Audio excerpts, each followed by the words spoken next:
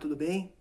Então, seguindo a análise nesses vídeos do livro A Dança do Universo, do Marcelo Gleiser, essa parte histórica, já falamos sobre os mitos, como é que se constrói os mitos, de que forma é estabelecido as narrações da origem da vida, discussão sobre a morte e origem do universo. E agora a gente, ao longo da história, vai ter os gregos, né? Vamos fazer uma análise cronológica que é feita no livro. Então, os gregos têm uma parcela muito importante da análise filosófica e da origem da ciência, porque é muito importante entender que a ciência surge da filosofia. Então, a física, particularmente, ela surge a partir da ciência filosófica, do questionamento. Questionar faz parte da filosofia. Todos fazem parte. Todos estão inseridos dentro de algo filosófico, perguntas, questionamentos. Mas dentro da filosofia não se tem a obrigação de chegar numa conclusão. Agora, na física, através dos métodos testáveis, investigações, se deve chegar a uma conclusão, que é um método diferentemente do que as pessoas acham, né? Existe sim a devoção pela natureza, crenças que nós vamos ver pelos cientistas aqui nesse livro, mas existem métodos que traçam a maneira do cientista pensar.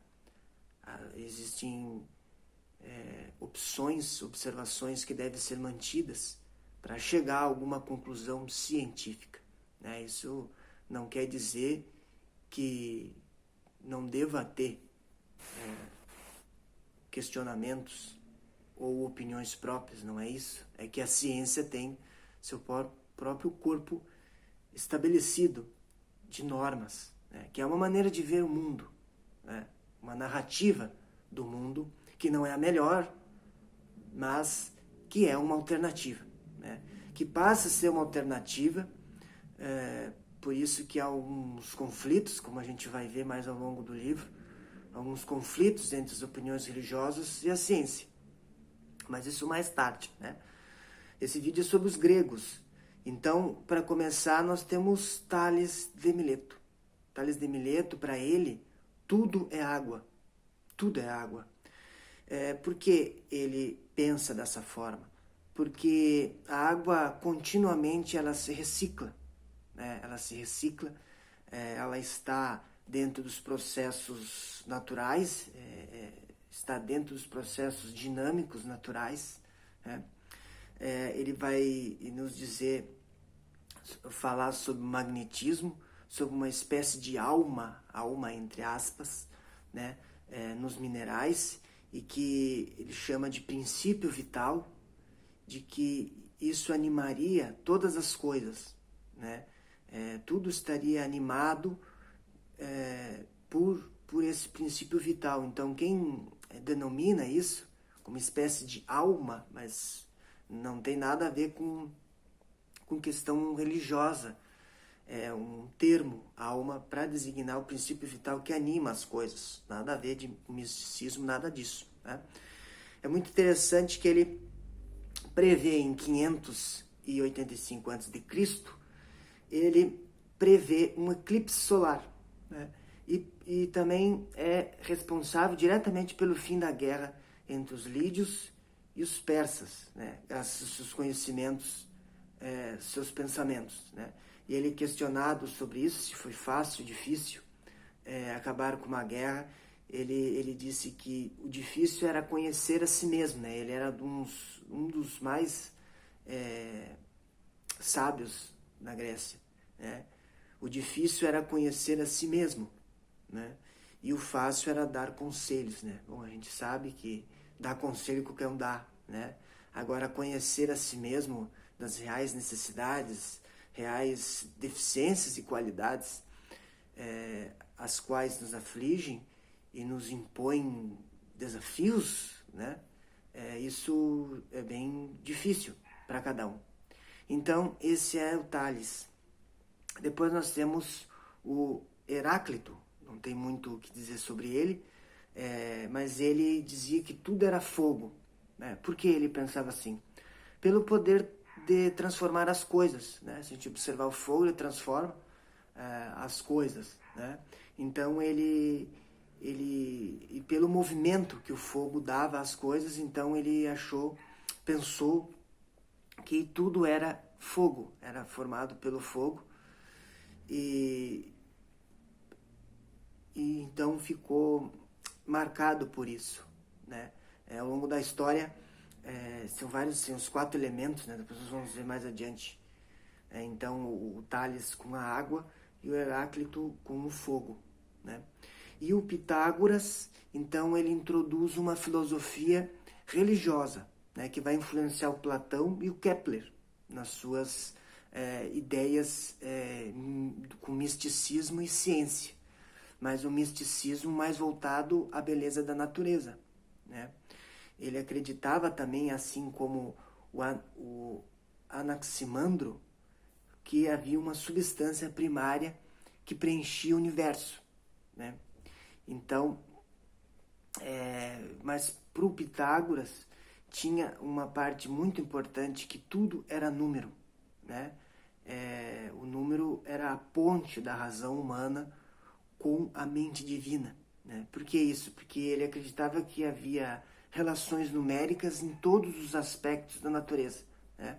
Pegava do 1, 2, 3 ou 4, a soma do 1, 2, o 3 e o 4 dá 10. Então, para ele, para os pitagóricos, né, o 10 é um número mágico, né? E os intervalos musicais das músicas gregas, né, eram compostos por proporções numéricas, que estabeleciam a beleza e a estética das músicas.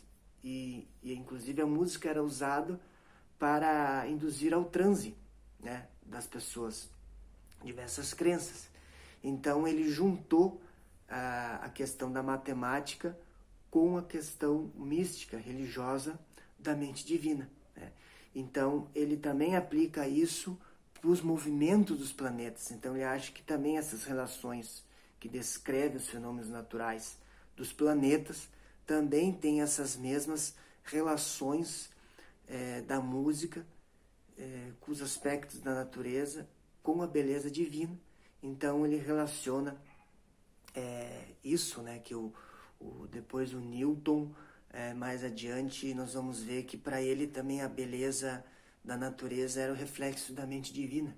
Ele vai influenciar esses conhecimentos. Mas é importante lembrar que as leis universais, né, a física, a ciência, costuma ter leis universais. O que significa? Significa que elas são válidas para qualquer ponto do universo, né? Ela pode ser as leis imutáveis, né? Dá a segurança de um estudo racional para deduzir qualquer coisa dentro da natureza, né? Mas até se estabelecer um parâmetro, se estabelecer teorias, se discute muito para chegar numa resolução.